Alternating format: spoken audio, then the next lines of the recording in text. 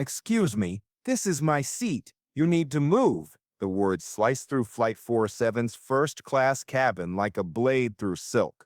The voice belongs to a woman whose entitlement radiates from every perfectly styled strand of her blonde hair. She stands over seat 2A, arms crossed, designer sunglasses perched on her head like a crown of arrogance. Her Chanel suit screams money. Her Hermes bag demands attention. Her expression broadcasts one clear message: she owns this space, and everyone in it better recognize it. But sitting in her seat, at least according to her warped worldview, is a young black boy, 12, maybe 13. His sneakers swing nervously, but his back stays straight. In his small hands, a boarding pass trembles. 2A printed in bold black letters. Passengers glance over their glasses, some frowning, others pretending not to hear. The flight attendant hesitates. The woman smirks, certain of her victory. What she doesn't see is the tall man rising 2 rows away, the man who owns the airline. The boy's name was Malik King, and this was his first time flying first class. At 12 years old, everything about it felt like magic. The wide seats, the polished trays, the way the cabin lights glowed like stars. What the other passengers didn't know was that his father, Jordan King Sr., wasn't just another businessman in a tailored suit. He was the CEO and majority owner of Skyline Airlines, the very company carrying them through the clouds. Malik only wanted to enjoy the ride, but arrogance had picked the wrong family to challenge, and justice was about to board. The woman's voice dripped with ice. "I said, this is my seat." 2A. She leaned forward, manicured finger jabbing toward the boy's boarding pass as though her gaze alone could rewrite ink. Malik swallowed hard, his voice barely above a whisper. "It says 2A. It's mine." The woman's laugh cracked through the cabin, brittle and sharp. "Cute. Maybe you printed that at home. Kids don't belong in first class. Now move." Across the aisle, murmurs stirred. A businessman shifted uncomfortably, his jaw tight but his lips sealed. A young couple whispered, recording discreetly with a phone half hidden beneath a newspaper. Entitlement wasn't new here, but rarely was it so loud, so proud. A flight attendant approached, lips pressed in a careful line. "Ma'am, can I see your ticket?" The woman snapped her boarding pass into the attendant's palm like a royal decree. The attendant scanned it quickly, 2B, not 2A. Her voice wavered. "It seems your seat is just beside nothing." The woman cut her off. "I always book 2A. Someone's made a mistake and it's clearly not me." Her eyes returned to Malik, burning with the kind of certainty only arrogance could afford. "Get up." Malik's hands tightened on the armrests. His father's voice echoed in his memory. "Sit tall. Don't let anyone shrink you." He lifted his chin, even as his stomach twisted. 2 rows ahead, Jordan King Sr. rose from his seat. The motion was unhurried, deliberate, each step measured as he walked back down the aisle. Passengers straightened in their seats, sensing a shift in gravity. The woman noticed him but mistook him for another intruder into her domain. Finally, she said, gesturing, "Maybe you can explain to him that these seats aren't for." Jordan's gaze silenced her mid-sentence, calm, steady, the kind of gaze that belonged to boardrooms where billions changed hands. He rested one hand on his son's shoulder, the other sliding the boarding pass from Malik's trembling grip. He read it once, then placed it gently on the armrest. A stone laid in place. "This is 2A, he said evenly. His voice wasn't loud, but it carried vibrating against the hush of the cabin. "My son is sitting in his seat."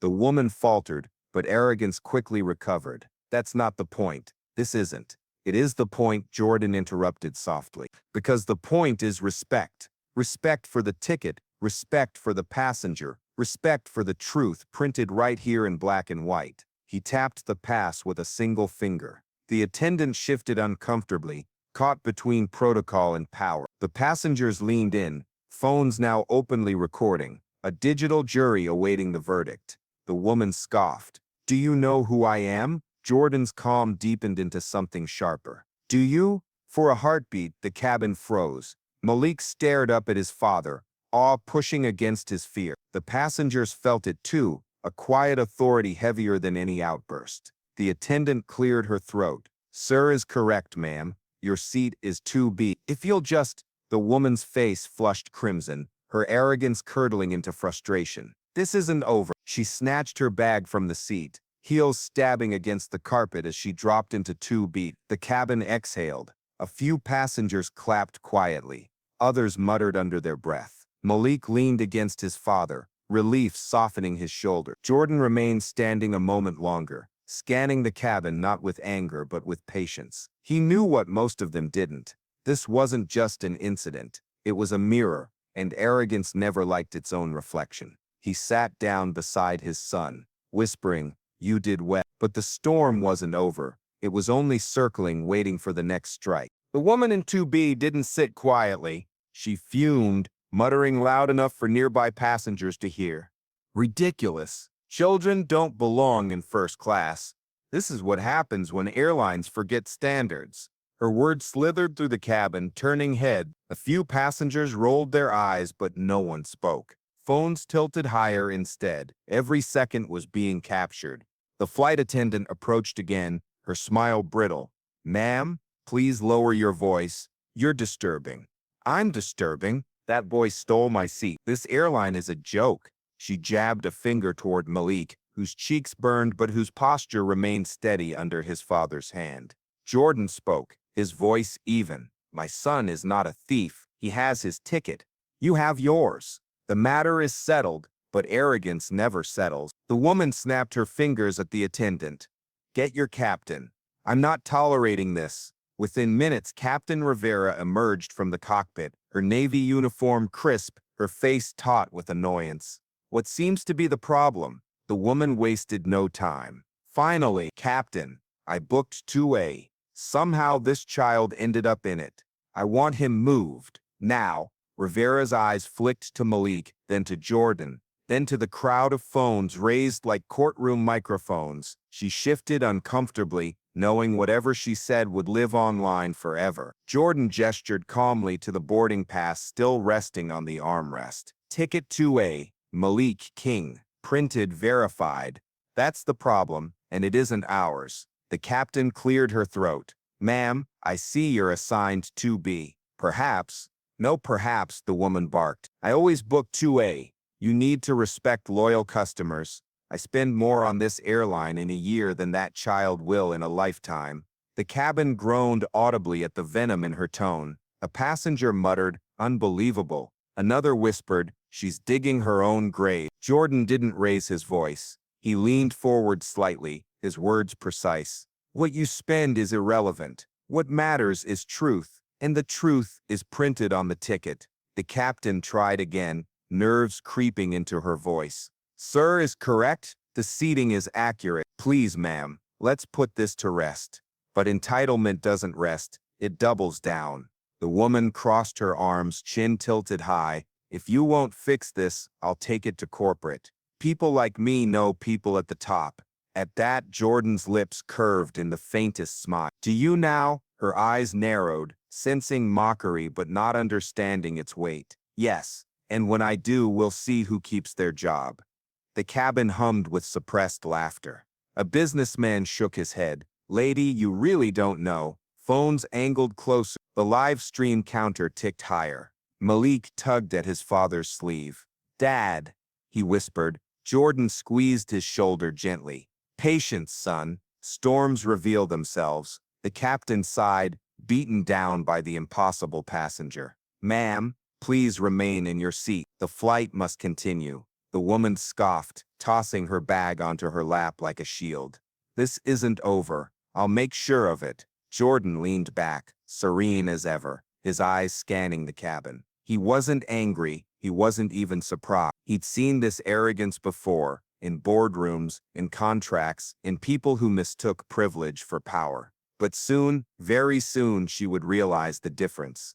The plane thrummed steadily through the cloud. The passengers settled, though their phones remained raised, lenses waiting for the next eruption. Malik sipped water, his hands steadier now. His father's presence wrapped him like armor, and the woman in pearls simmered beside them, plotting her next move, unaware that she had already written her own downfall. because some truths can't be silenced, and one of them was seated in. By the third hour in the air, the cabin felt like a courtroom.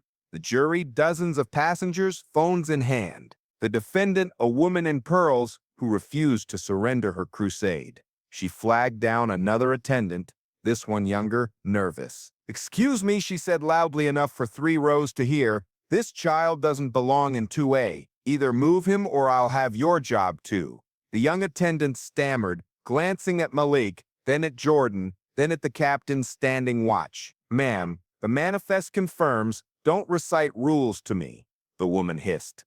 "Do you know who I am?" Jordan's voice cut through, calm and deliberate. "Yes, you are a passenger on Flight 407, Seat 2B. The words landed like stones in water, rippling outward. A chuckle escaped from somewhere in row 5. The woman flushed but pressed on.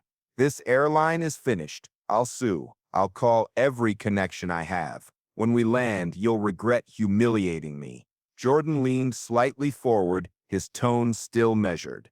"The only humiliation here is your own." Gasps echoed softly, followed by the faint sound of clapping that spread in ripples before dying back into tension. The captain shifted uncomfortably. "Ma'am, please sit quietly. You're disturbing the flight." But the woman wouldn't be quiet. Arrogance never surrenders. It combusts. She rose halfway from her seat, pointing at Malik. "Look at him. He doesn't belong here. First class is for people who earn it. Not enough." Jordan's voice was quiet, but it sliced through her rant like a blade. The authority in his tone startled even the attendants. Malik lifted his chin, steady now, his father's hand grounding him. The boy didn't need to shout. His father's calm spoke louder than thunder. The woman's tirade faltered, but not before the cameras caught every word. Dozens of little red recording lights blinked in the cabin. By the time the wheels touched down, her face would be known worldwide. Still, she tried once more, desperation curdling arrogance into cruelty. "If this airline had standards, this wouldn't happen. You'll all see when I speak to corporate. They'll take my side." Jordan's faint smile returned. "You're welcome to speak to corporate, but they already know my side." The passengers murmured, confusion mingling with intrigue. The woman narrowed her eyes, missing the clue. "We'll see," she spat. The young attendant finally gathered courage. "Ma'am, please sit down or we'll have to notify security upon landing." "Do it," she snapped, settling back into her seat with a huff. "You'll all be sorry." Jordan turned back to Malik, his voice soft now, meant only for his son, Patient's son. Truth always lands. The cabin hummed with tension, but it was no longer on the boy's shoulders. The weight had shifted. Passengers whispered, "Did you see her ticket? She was wrong the whole time." Another said, "This video's going viral already." The woman scrolled furiously on her phone, composing angry emails to executives she assumed might listen. But arrogance rarely checks the names on ownership documents. Jordan relaxed, shoulders easing, eyes steady. He'd waited long enough, because arrogance had written its own ending, line by line for everyone to see. And in just a few minutes, when the plane's wheels kissed the runway, the real twist would unfold. Not in shouts, not in threats, but in truth revealed, and careers ended. The plane dipped, wheels shrieking as Flight 407 kissed the runway. Relief rippled through the cabin, but tension lingered like smoke. Passengers clutched their phones, dozens of videos already uploading to the cloud. The world outside hadn't yet seen the storm brewing in 2A, but it was coming. The captain's voice broke through the speakers. "Ladies and gentlemen, welcome to New York. Please remain seated until we reach the gate." In 2B, the woman in pearls straightened her blazer, smirk tugging her lips. "Finally, now corporate will hear from me." She tapped angrily at her phone, firing off an email as if victory were already hers. Malik glanced at his father. "She still doesn't know, does she?" Jordan's lips curved in the faintest smile. "Not yet." The seatbelt sign chimed off. Passengers shifted, collecting bags, whispering as security officers boarded quickly through the front. Their presence drew murmurs. This wasn't standard procedure. "Excuse me," one officer said firmly. "We need to speak with a passenger in 2B." All eyes turned. The woman froze, then puffed up indignantly. "Finally, Yes, take me straight to corporate. I'll have this entire crew disciplined. The officer's face remained neutral. Ma'am, please come with us. She rose with exaggerated dignity, smoothing her pearls. About time. She grabbed her bag and shot a final glare at Malik. Don't get too comfortable, little boy. Seats like this aren't for you. The cabin hissed with disgust. Phones tilted higher. The evidence was now undeniable, but Jordan remained seated, calm as stone. He waited until the woman reached the aisle before he finally stood. His presence alone quieted the whispers. Captain Rivera, he said evenly, his gaze fixed on the cockpit. The captain stepped forward, nerves betraying her smile. Yes, sir. Jordan's tone carried the weight of a gavel. As of this moment, I want a full report on this incident. Send it directly to my office. Rivera blinked, confused. Your office, sir? Jordan reached into his jacket, withdrawing a sleek leather case. He opened it with deliberate care. Inside gleamed an executive identification badge stamped with Skyline Airlines, Chief Executive Officer. Gasps tore through the cabin. The woman stumbled in the aisle, face draining of color. Jordan's voice cut the silence, low but sharp. You've spent this flight humiliating my son.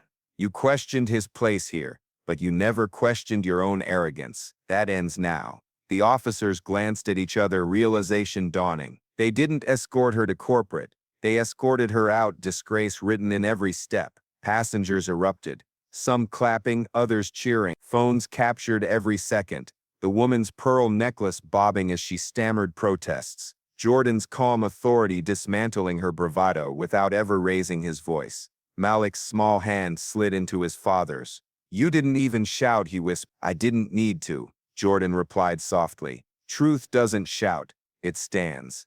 The woman tried once more, voice cracking. You can't do this. I'm a loyal customer. Jordan's eyes held hers for a long, unflinching moment. No, you're a less, and this airline doesn't carry arrogance anymore.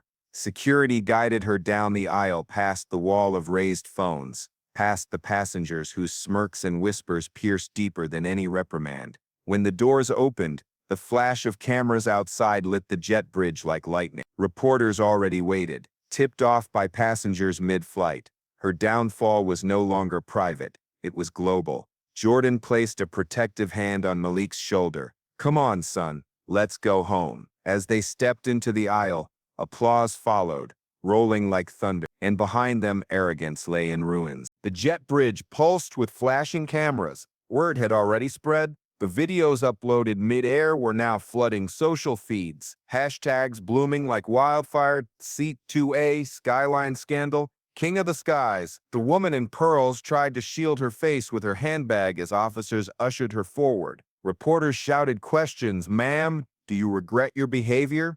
Did you know the boy's father owned Skyline Airlines? Her mouth opened, but no words came. Entitlement had finally lost its script. Behind her, Jordan King Sr. emerged with Malik at his side. The crowd erupted, cameras pivoting, microphones lunging forward. Unlike the woman, he didn't flinch. His stride was calm, composed, each step a reminder of the power arrogance had underestimated. Mr. King, will you press charges? One reporter called. Jordan didn't stop walking. The videos are evidence enough. Accountability has already begun. Malik clutched his father's hand tighter, his small shoulders squared as though absorbing his father's calm. Passengers streamed out behind them, some clapping, others speaking to the cameras. He was incredible, calm the whole time. That woman humiliated herself. She didn't stand a chance. At the terminal, Skyline executives stood waiting, pale under the terminal lights. The COO stepped forward nervously. Sir, we've already contacted legal. We'll handle immediate damage control. Jordan's gaze swept over him, steady and unreadable. This isn't damage control. This is accountability. Issue a statement before the hour is over. Apologize to every passenger on this flight. And make clear, Skyline Airlines does not tolerate discrimination at any altitude. The COO swallowed hard. Yes, sir. Reporters pressed closer, microphones buzzing. Mr. King, what message do you have for passengers everywhere? Jordan paused, hands still resting protectively on Malik's shoulder. His eyes scanned the crowd, The cameras, the reporters, the phones raised like torches. Seats are not earned by arrogance, he said evenly. They're assigned by truth, and respect should never depend on who you think belongs. The terminal thundered with applause. Phones caught every word, the clip already destined to circle the globe. Meanwhile, the woman in pearls was escorted away, her protest drowned beneath the roar of flashbulbs. "I didn't mean, it was a mistake," she stammered. But no one believed her. Screens around the terminal already played her tantrum on loop. Captions beneath her face. "You don't belong in first class." Her legacy was sealed, not in pearls but in shame. Back inside the terminal lounge, Malik sank into a chair, exhausted but proud. "Dad," he said softly, "did you plan all that?" Jordan smiled faintly, smoothing his son's hair. "I didn't have to. Arrogance always plans its own fall. All I did was let it speak." Malik grinned, the weight of humiliation finally lifting. Around them, passengers approached quietly, thanking Jordan, shaking his hand, telling Malik he was brave. Every word stitched strength back into the boy's heart. Outside, the hashtags surged. News anchors repeated Jordan's line, "Seats are not earned by arrogance. They're assigned by truth." Editorials exploded. Parents reposted the clip with captions like, "This is how I want my children to stand tall." And somewhere in a quiet office, Skyline's legal team began drafting termination papers, not for passengers, but for crew who had stood silently when respect was stripped away. The message was clear: silence has a cost too. As the crowd dispersed and the cameras dimmed, Jordan rose, offering Malik his hand again. "Come on, son, we've made our point. Let's go home." And as they walked out of the terminal, the applause followed, not just for a CEO, not just for an airline, but for a father who turned arrogance into its own undoing. By the next morning, her face was everywhere. News anchors replayed the clip of her sneer, "Seats like this aren't for you," beside the moment she was escorted off the plane. Pearls shaking as her world collapsed. Memes spread faster than the story itself. One showed Malik seated proudly in 2A, caption, "Belongs here more than you ever did." But the true finale unfolded not on social media, but in Skyline Airlines Manhattan headquarters. Reporters crowded the lobby as Jordan King Sr. strode in with Malik at his side. Cameras snapped, microphones reached, and questions volleyed. Jordan remained composed, his tailored suit immaculate, his stride steady. Malik walked taller now, pride replacing the sting of humiliation. In a glass-walled conference room upstairs, Skyline executives, legal counsel, and PR directors sat waiting, tension heavy in the air. The COO began nervously. "Sir, we've prepared a formal statement. We'll distance the company from the incident, condemn the passengers' behavior, and reassure the public." Jordan raised a hand. Silence fell. His voice was calm, but it carried like a verdict. "We don't distance ourselves from this, we confront it. We don't just condemn arrogance, we show what respect looks like." The PR director swallowed. "And the passenger, sir?" Jordan's eyes narrowed. "Her name is already viral. Her behavior is undeniable. Skyline doesn't blacklist passengers often, but when arrogance turns into cruelty, she'll never fly our airline again." The room gasped.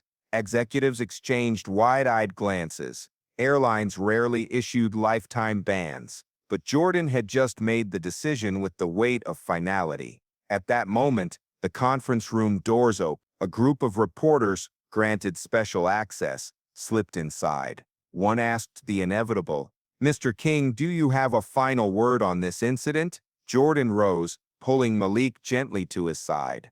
He faced the reporters, the executives, and the cameras that would beam his words across the world. "This wasn't about a seat," he said. "It wasn't even about a flight. It was about dignity. My son was told he didn't belong, not because of a ticket, but because of arrogance. And let me be clear. On my airline, respect is not optional. It's the boarding pass everyone carries, or they don't fly." The room erupted. Reporters scribbling, cameras flashing, executives nodding with relief that their leader had turned a scandal into a manifesto. Malik's chest swelled with pride, the shame of that first moment erased. Passengers who had witnessed the ordeal began giving interviews downstairs. telling the world how calm Jordan had been, how bravely Malik had sat tall, how the woman's downfall was sealed the moment she underestimated a boy in 2A. Meanwhile, the woman in pearls locked herself in silence. Former colleagues distanced themselves, businesses revoked partnerships, and her social media pages filled with comments reminding her of the day arrogance cost her everything. By evening, the story had shifted entirely. It was no longer a passenger tried to steal a seat. It was CEO defends son, redefines airline culture.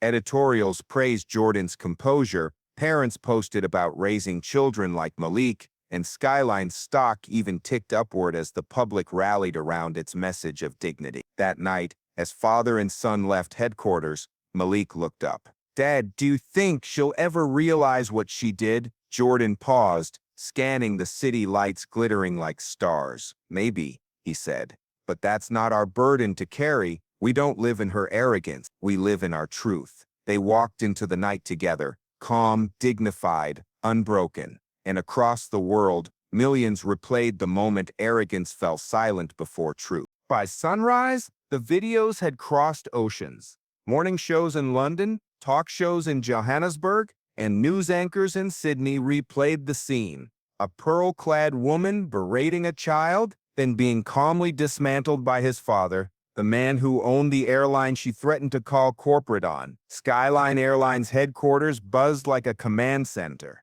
Phone lines lit up, inboxes overflowed, hashtags dominated every trending list. Some executives panicked, fearing brand damage. But Jordan King Sr. wasn't shaken. He knew this wasn't a disaster. It was an opportunity. At 10 a.m., Skyline issued a statement drafted under his direct instruction. "Respect is not optional on our flights. Every passenger belongs in their seat, regardless of who they are. The behavior witnessed on Flight 40,000 does not reflect the values of Skyline Airline. The passenger involved has been permanently banned from all future flights. Additionally, Skyline is implementing new training across all staff to ensure dignity and respect are upheld in every cabin." The statement hit the wires within an hour. It was shared 500,000 times. The applause echoed across social feeds. Parents reposted with captions like "This is how leadership looks." Advocacy groups praised Skyline for taking a stand where so many companies issued hollow apologies. Meanwhile, the woman in pearls found herself at the center of a storm she couldn't contain. Neighbors avoided her, former friends unfollowed her, job offers disappeared overnight. Where once her arrogance opened doors, now every door closed before she could knock. Inside Skyline, Jordan convened his leadership team. "This isn't about one passenger," he told them, his voice calm but sharp. "It's about culture. We cannot afford silence when dignity is stripped away. Every employee, from ticketing to pilots, must know respect is the foundation we fly on." Executives nodded, some still uneasy, but Jordan pressed forward. He introduced a new initiative called Project Ascent, a comprehensive program for inclusivity and accountability training across all staff. More than policy, it was a promise. Reporters clamored for a press conference. That afternoon, Jordan obliged. Standing at a podium with Skyline's logo glowing behind him, he addressed the world. Malik stood nearby, chin high, his presence saying more than any speech could. "Air travel is about more than seats and tickets," Jordan said. "It's about trust. When you step onto a plane, you trust the airline to carry you safely, fairly, and with dignity. Yesterday, arrogance tried to strip that dignity from a child. Today, we set the record straight. On Skyline Airlines, respect is non-negotiable." The applause was immediate, reporters shouting questions over one another. One asked, "Mr. King, do you believe this will change airline culture industry-wide?" Jordan didn't hesitate. "I don't hope it will. I expect it will. And Skyline will lead that change."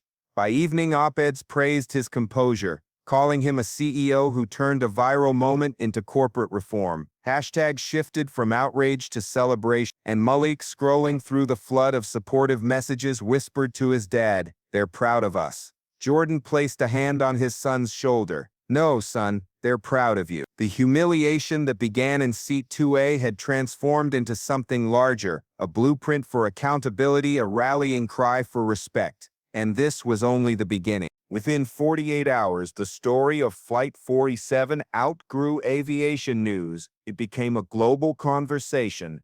Clips of the woman's sneer beside Malik's quiet defiance were replayed endlessly, dissected on morning talk shows, late-night comedy, and Sunday editorials. Newspapers called it the Seat 2A lesson. Parenting blogs urged readers to show the clip to their children, not just as a warning about arrogance, but as a blueprint for dignity under fire. Teachers in Chicago, Cape Town, and London used it in classrooms to spark conversations about respect and prejudice.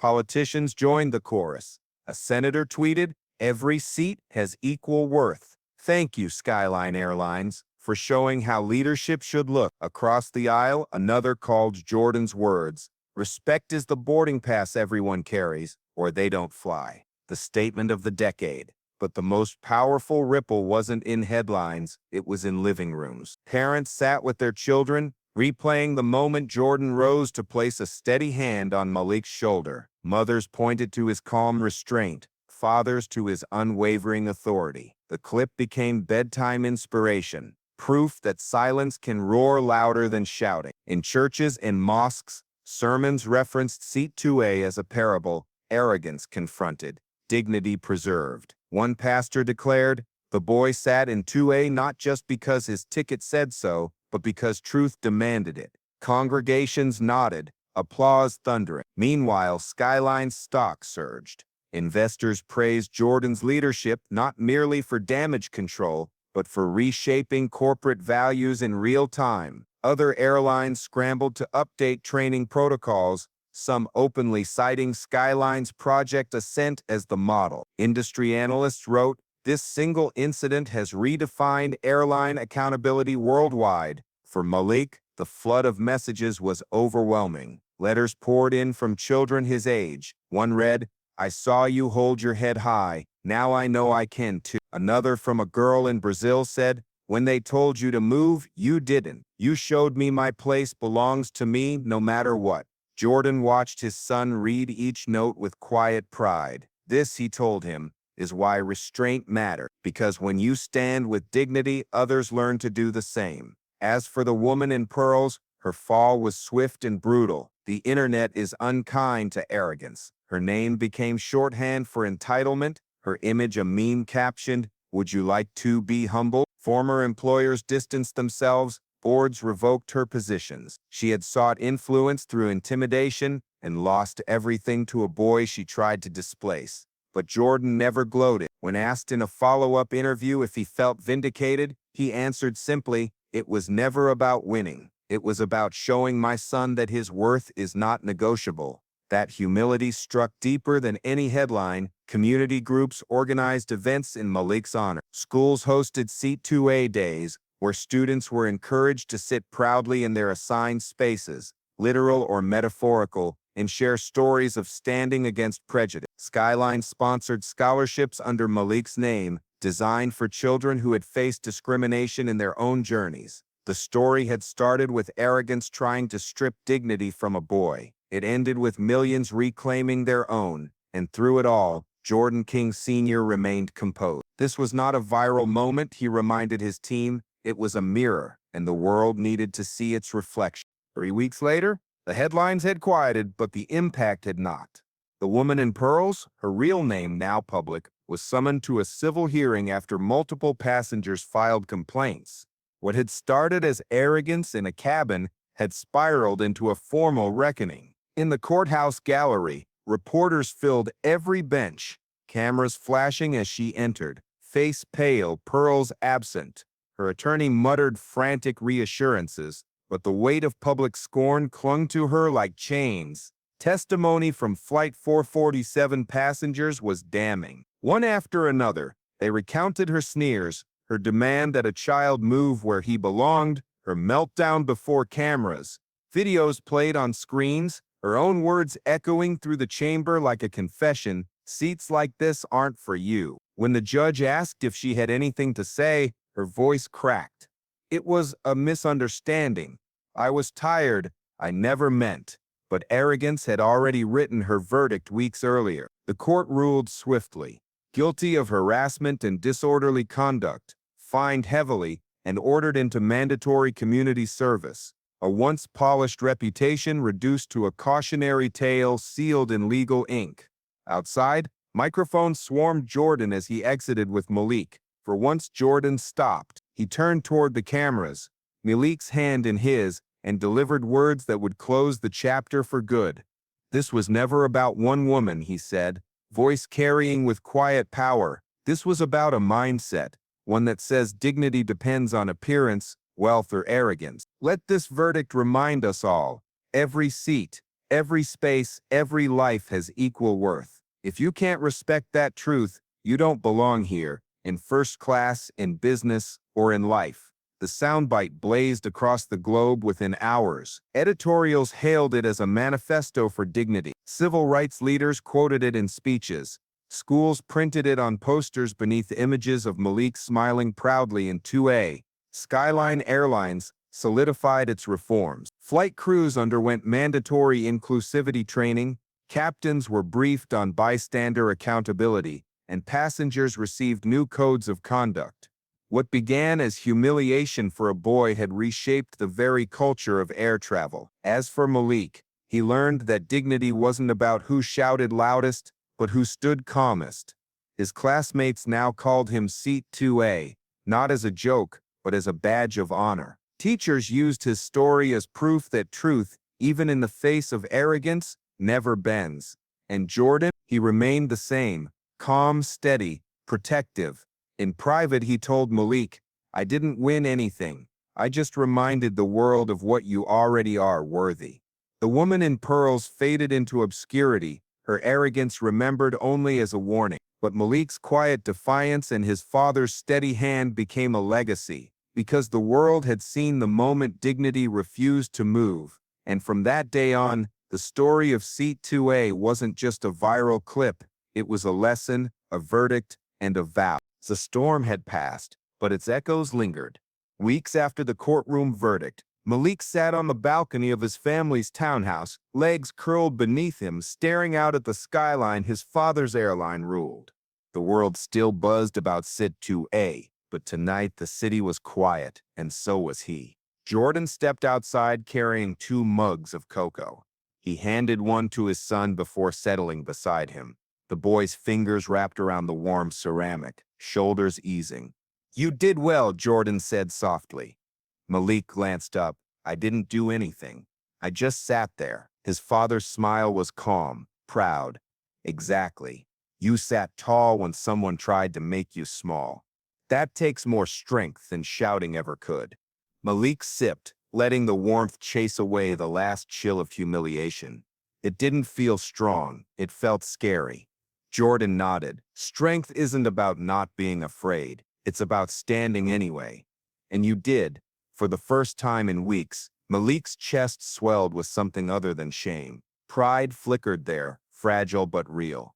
Inside, the television murmured with yet another replay of Jordan's courthouse words. The family could have turned it off, muted the noise, shut the world out. But Jordan didn't want to erase the memory. He wanted his son to understand it. Why did you ban her, Dad? Malik asked suddenly. Jordan's eyes fixed on the skyline, because sometimes consequences teach what words can't.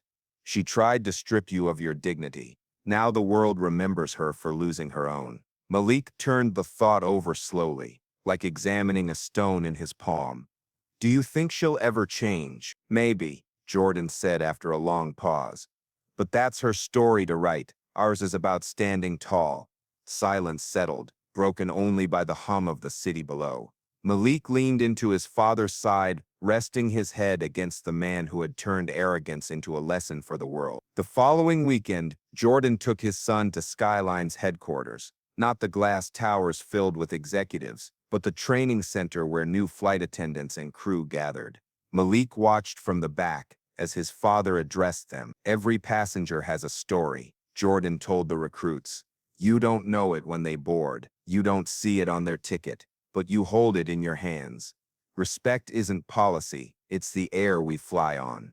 Afterward, Jordan introduced Malik quietly. The boy blushed as dozens of hands clapped for him. For the first time, Malik saw himself not as the boy humiliated in 2A, but as the boy who had taught an airline what dignity looked like.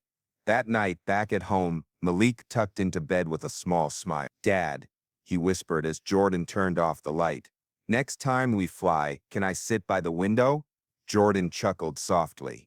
"Anywhere you sit, son, the seat will belong to you." And for Malik, that promise meant more than any headline, more than any verdict. It meant peace. By spring, Seat 2A was no longer just a headline. It had become a movement. Across the country, classrooms replayed the video not to shame, but to inspire. Teachers asked their students, "What would you do if someone told you that you didn't belong?" Hands shot up. Answers poured out, and Malik's name was spoken like a friend, a symbol. Community centers held C2A days where kids sat proudly in chairs labeled with their names, encouraged to speak their truths. Churches echoed Jordan's courthouse words, weaving them into sermons about dignity and justice. Even playground chants shifted. Instead of teasing, children now told each other, "You're a 2A." It became shorthand for belonging. Letters continued to pour in, from parents, teachers, even strangers across the ocean. A boy in Nairobi wrote, "When they laughed at me for my clothes, I thought of you. I kept my head high." A grandmother in Atlanta said, "I showed my grandkids your story so they'd know silence can be strength." Malik sat at the kitchen table one evening, sifting through the letters with wide eyes. "Dad," he said, "why do they care so much about me?" Jordan looked at him for a long moment before answering. "Because you showed them something real. You showed them how to sit tall, even when the world tries to push you down." Malik considered this quietly. "I didn't mean to." "Exactly." Jordan replied with a smile. "That's why it matters." Skyline Airlines leaned into the legacy. They launched the 2A Scholarship Fund in Malik's name, providing opportunities for underrepresented youth to study aviation, law, and leadership. Billboards at airports carried the slogan, "Every seat matters." Travelers snapped pictures beside them, sharing online. "Flying Skyline because respect flies here." The woman in pearls had vanished from public view, her arrogance reduced to a cautionary tale. But Malik's story only grew brighter. Schools painted murals of him sitting proudly in 2A, a calm expression on his face, his father's hand on his shoulder. Underneath, in bold letters, "Dignity is non-negotiable." At a youth leadership conference in Chicago, Malik was invited to speak. Nervous, he stood at the podium, staring out at hundreds of kids his age. His voice trembled at first, but then steadied. "I didn't fight," he told them. "I didn't shout. I just stayed where I belonged, and that was enough." The audience erupted in applause. Jordan, sitting in the front row, clapped the loudest, pride warming his chest. For Malik, the transformation was complete. What began as humiliation in a cabin had become something far bigger, a beacon for children everywhere who had ever been told they didn't belong. And for Jordan, the lesson was even simpler. His son didn't just inherit his father's strength, he had taught the world its truest form. Months later, the noise had faded. The hashtag slowed, the headline shifted, and the world's attention moved to the next story. But for Malik and Jordan, the lesson of Seat 2A lived on, not in trending charts, but in their hearts. One warm evening, father and son walked through their neighborhood park. Spring leaves rustled above, the scent of grilled food lingered in the air, and children's laughter rang out from the playground. A group of kids spotted Malik and waved. "Hey, Seat 2A," they shouted, not as a taunt, but as a badge of honor. Malik waved back, grinning, no trace of the shame that once burned in his cheeks. Jordan watched quietly, pride heavy in his chest. "You see, son," he said, "you didn't just sit in a seat. You planted a flag, and now kids everywhere know they belong in theirs." They sat on a park bench, the hum of the city fading into evening calm. Malik leaned against his father, a question simmering. "Dad, do you think I'll ever forget that day?" Jordan exhaled slowly. "No, and you shouldn't. Memories like that aren't meant to fade. They're meant to guide." Malik frowned. "Guide me how?" His father looked at him, steady and sure. "Every time someone tries to tell you where you don't belong, remember that seat, remember how you stayed, and remember that dignity doesn't move for arrogance." Malik nodded, the weight of the words sinking deeper than any headline ever could. Later, back home, Jordan pulled a small box from his study. Inside was Milik's boarding pass from Flight 447, carefully across the glass. Jordan had written 3 words, "You belong here." He handed it to his son. "This isn't just paper, it's proof. Proof that truth doesn't need permission, proof that worth isn't granted by others, it's carried inside you." Milik's eyes glistened. "Thanks, Dad." He hugged the frame to his chest like a shield, a treasure, a promise. That night, Jordan watched his son sleep. The boy's breaths were even, his hands still resting on the frame beside him. The soft glow of the bedside lamp caught the words, "You belong here," and Jordan knew the legacy was complete. The world might remember Seat 2A as a viral headline, a corporate shakeup, a cultural lesson, but for Jordan, it would always be simpler, the night his son discovered the unshakable power of dignity. And for Milik, it would live on not as a wound but as a foundation, a reminder that no matter how loud arrogance shouts, truth sits taller. As the city outside drifted into night, father and son found their peace, not in applause, not in headlines, but in the quiet certainty that they had rewritten the story, and somewhere, across living rooms, classrooms, and playgrounds, children whispered the same vow, "I belong here."